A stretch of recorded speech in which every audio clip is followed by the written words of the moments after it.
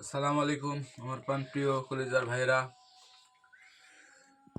আল্লাহর এত কিছু বুট, শসা, এই যে মুড়ি, ডালিম, এই যে খেজুর, এগুলো হচ্ছে আপনার রমজান মাস।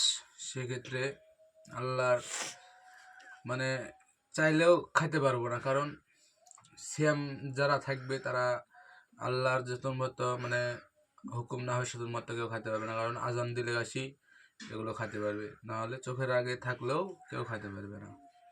তো আজকে বাজারে শসা কিনতে গেছিলাম। শসা তো না, এগুলো ক্ষীরে। এই ক্ষীরাটা আপনার ৭০ টাকা কেজি, ৮০ টাকা কেজি। এই ক্ষীরে এখন ২০ টাকা ৩০ টাকা কেজি হয়। তাহলে এই শসা যদি ৮০ টাকা কেজি, তাও বাজারে নাই ভাই। তাহলে মানুষ রমজান মাসে এই ক্ষীরাটা যদি ৮০ টাকা কেজি কিনা খায়, তাহলে বাংলাদেশের মানুষ যারা নিম্ন পরিবারে তারা কিভাবে রমজান মাসটা পার করবে, যারা দিন আনে দিন খায়।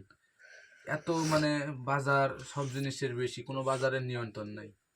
তো আমরা গরিব, মধ্যবিত্ত গরিব, তাও আমাদেরকে খাইতে হবে, কারণ বাজার যতই বেশি হোক, টাকা যতই হোক, খাইতে হবেই।